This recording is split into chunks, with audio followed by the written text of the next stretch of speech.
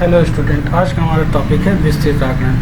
जैसा कि हम पिछले लेक्चर में पढ़ चुके हैं। पिछले लेक्चर में हमने किसके बारे में जाना था? पिछले लेक्चर में हमने जाना था प्रारंभिक या रफ लागत के बारे में। प्रारंभिक या रफ लागत क्या होती है कि जैसे कि हमको कोई निर्माण कार्य कराना है, यदि हम उसके बारे में सोच रहे हैं कि हमको उसको कार्य को कराना है तो उसमें कितना तक खर्च आ जाएगा, तो इसके लिए हम क्या करते थे? प्रारंभिक प्राकलन करते थे या रफ कास्ट निकालते थे।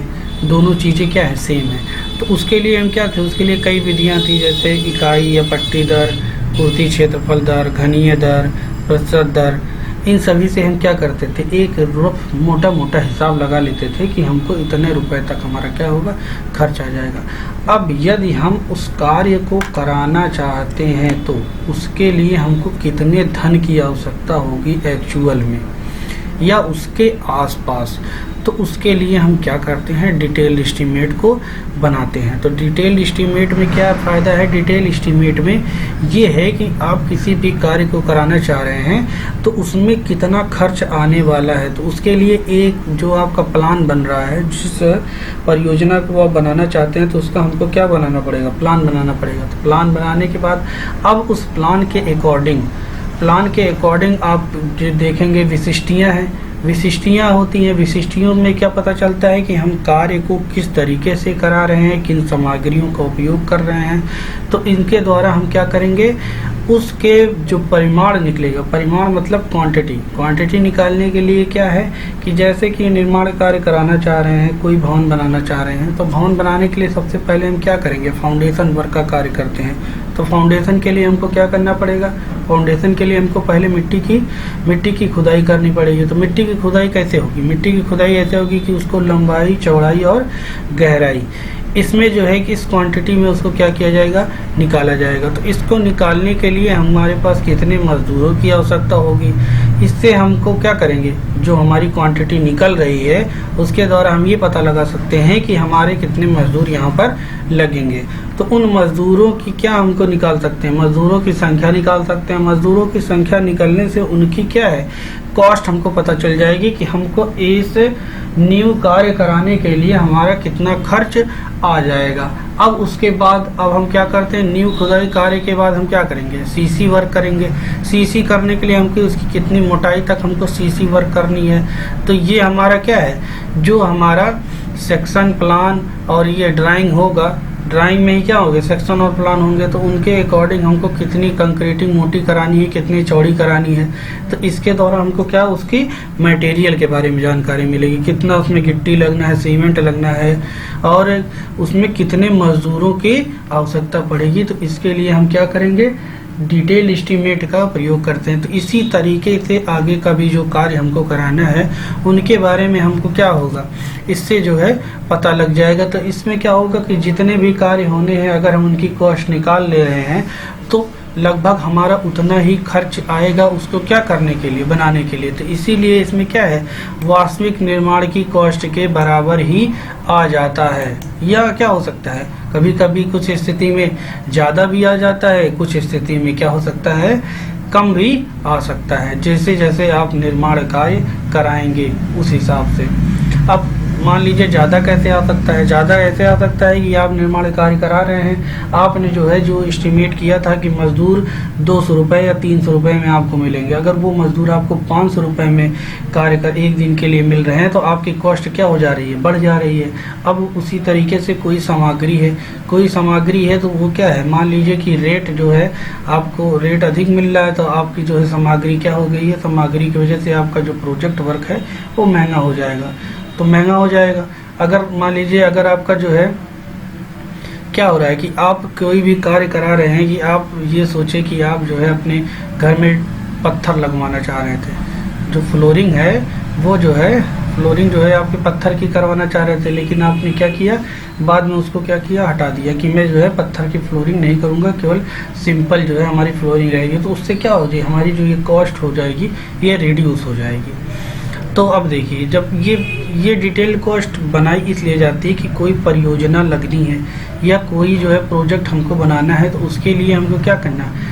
किसी सक्षम अधिकारी से जो वित्तीय स्वीकृति मिलने मतलब कि जो धन वाली व्यवस्था है उसके लिए हमको जो है क्या करना पड़ता है?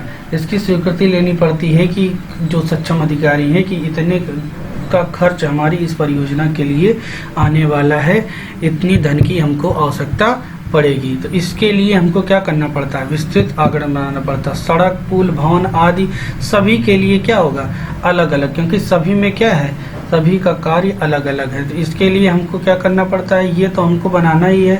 अगर हमको किसी वित्तीय स्वीकृति लेनी है कि हमको ये परियोजना बनानी है, तो इसके लिए हमको क्या है, वित्तीय स्वीकृति लेने के लिए हमको डिटेल एस्टीमेट तो बनाना ही बनाना है। उसके साथ उसकी विशिष्टियाँ, ड्राइंग, डिजाइन और सभी तरीके के जो और हैं तो वो डॉक्यूमेंट में ये दर अनुसूची, जैसे कि आप किसी ज़िले में बना रहे हैं तो उस ज़िले का PWD का शेड्यूल ऑफ रेट, दर अनुसूची क्या है, ज़िले टू ज़िले क्या होती है, बदलती रहती है। मतलब कि आपके ज़िले में अगर मज़दूर 100 रुपये में मिल रहे हैं तो दूसरे के यहाँ, दूसरे ज़िले में ये हो सकता है कि 80 रुपये में मिल रहे हो, या दूसरे ज़िले में आपको क्या 120 रुपये में मिल रहे हो। तो इसलिए जो है सभी की दर अनुसूची अलग अलग होती है, जिसके कारण क्या है, परियोजना पे जो व्यय आने वाला है वो घट बढ़ जाता है।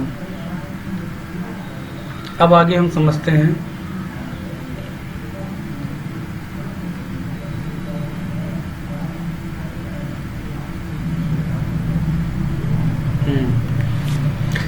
आगे हम समझते हैं कि जब हमारा ये पूरी तरीके से भवन निर्माण में जो कॉस्ट आने वाली है, सभी मदों को जोड़कर जो कॉस्ट आती है उनमें 2% और 3% एक्स्ट्रा हमको क्या करना पड़ता है, जोड़ना पड़ता है। 3% क्या है, जो फुटकर व्यय हो जाते हैं।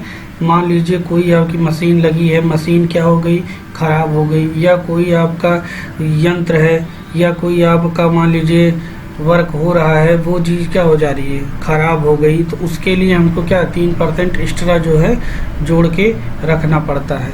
और 2% क्या है, 2% आपका जो आप कार्य करा रहे हैं, परियोजना लगा रहे हैं, उसमें आपको क्या है, चौकीदार नियुक्त करना पड़ेगा, माली और मुंशी आदि सभी कार्यों के लिए जो है क्या है, आपको 2% और अधिक जोड़ के, मतलब कि आप जितना आपके भवन की कॉस्ट आ रही है उसमें कुल मिला के 5% आपको और जोड़कर उसको क्या करना पड़ेगा, उस प्रोजेक्ट में पूरी परियोजना का आपको लागत निकालनी है।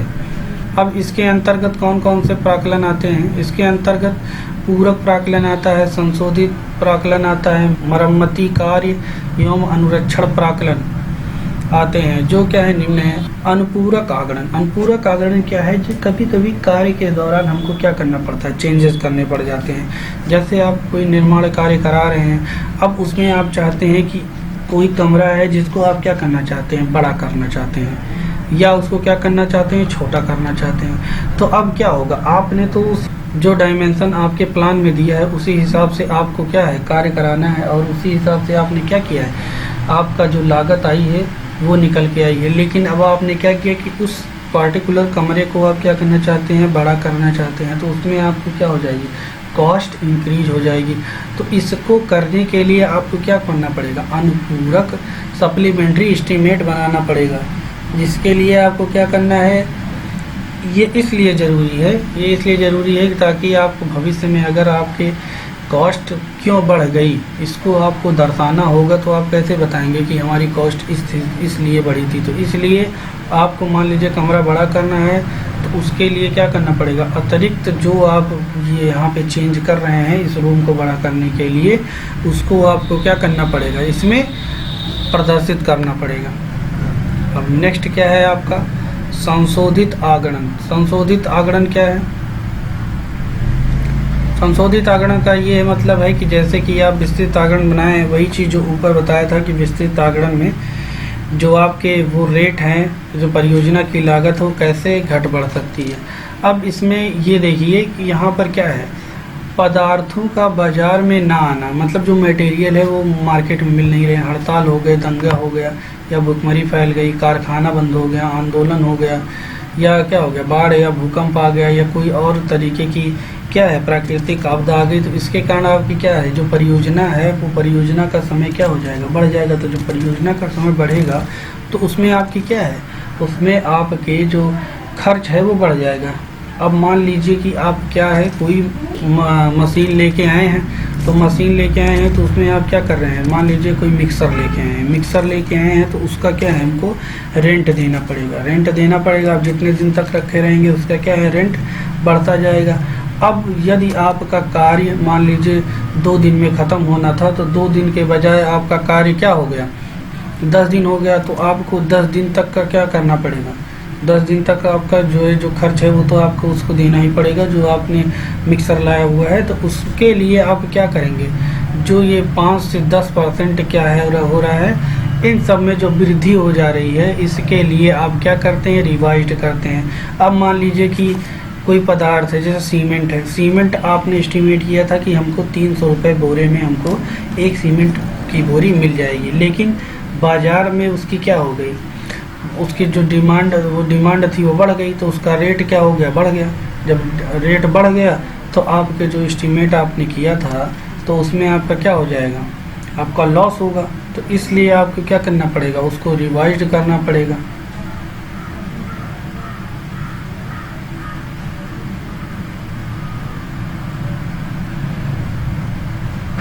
अब नेक्स्ट आपका है मरम्मती कार्य एवं अनुरक्षण प्राकलन।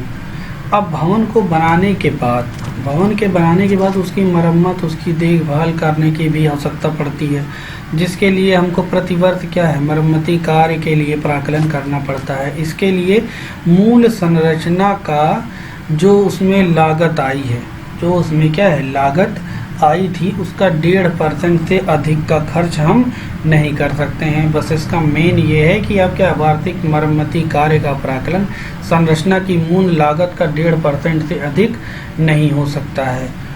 उसमें अब क्या क्या करना है आपको, जैसे कि रंगाई पुताई करना है, छतों के टूट फूट हो गई है या किसी भी तरह का लीकेज हो गया है, तो खिड़कियाँ टूट गई हैं या दरवाजे टूट गए हैं, तो इन सभी के रिपेयरिंग के लिए हमको क्या करना पड़ता है, मरम्मती कार्य एवं अनुरक्षण प्राकलन की व्यवस्था की गई है।